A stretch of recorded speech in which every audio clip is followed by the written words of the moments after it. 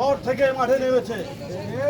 মাননীয় প্রধানমন্ত্রী, আপনি যদি আগেই ছাত্রদের সাথে বসতেন তাহলে আমাদের এতগুলো ছাত্র জনতার লাশ আজকে পড়তো না। মাননীয় প্রধানমন্ত্রী, আপনার শুভবুদ্ধির উদয় আজকে হয় কেন? এই শুভবুদ্ধির উদয় যদি আপনার আজকে থেকে 15 দিন আগে হইতো তাহলে আমার এত ভাই, আমার এত অভিভাবক, আমার এত ছাত্র শিক্ষকদের রক্তে আজকে বাংলার মাটি লাল হতো না। মাননীয় প্রধানমন্ত্রী, আপনার বাসভবনের দরজা আপনি আজকে খুলতেছেন কেন? এতদিন আপনি কি করছেন? আপনি এতদিন কি করছেন? আপনি আজকে আলোচনায় ডাকেন শত শত ছাত্রদের লাশের উপর দিয়ে কোন ছাত্র সমাজ আপনার সাথে আলোচনায় বসবে না। হ্যাঁ, দরজা আপনাকে খোলা রাখতে হবে, কারণ আপনাকে আপনার সরকারি বাসভবন ছাড়তে হবে। ছাত্র দলের চাহিদা মতো নেতৃত্ব যে ওই ভবনে বসবে দেশ চালানোর জন্য।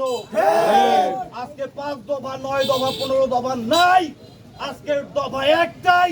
আপনি ব্যর্থ, আপনি চরমভাবে ব্যর্থ। আপনি ছাত্র শিক্ষক অভিভাবক আইনজীবী বুদ্ধিজীবী সংস্কৃতি কর্মী সহ সব পেশাজীবী ছাত্র সমাজের পালস বুঝতে আপনি ব্যর্থ। তাই এই গোমনাতি থেকে আমি আপনার পদত্যাগ কামনা করে আমার সংক্ষিপ্ত বক্তব্য শেষ করছি।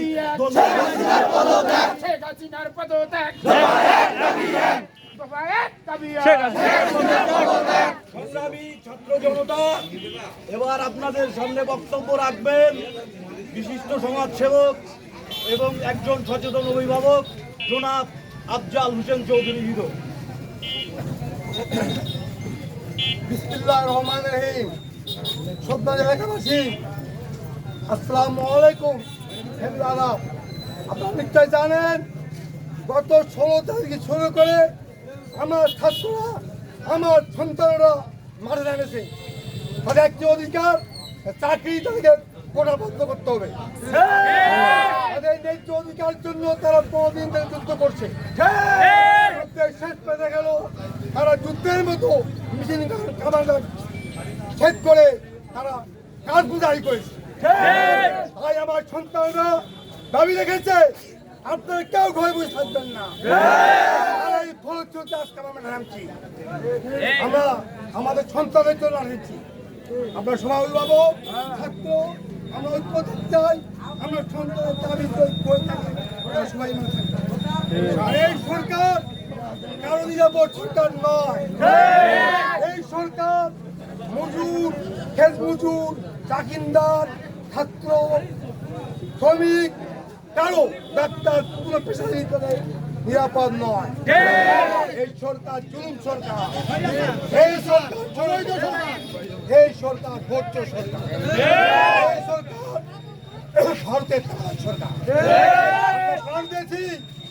এই দুর্নীতি মানুষ রক্ত দিয়েছে স্বাধীনতার সময় কারো পরিণত কারো রাজি নাই।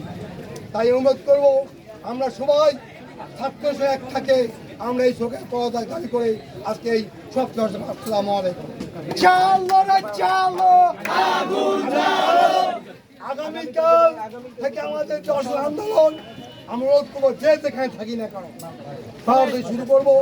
আমরা যে যেখানে পারি আমাদের এই সংগ্রাম সাফল করার সবাই সহযোগিতা কামনা করেছি।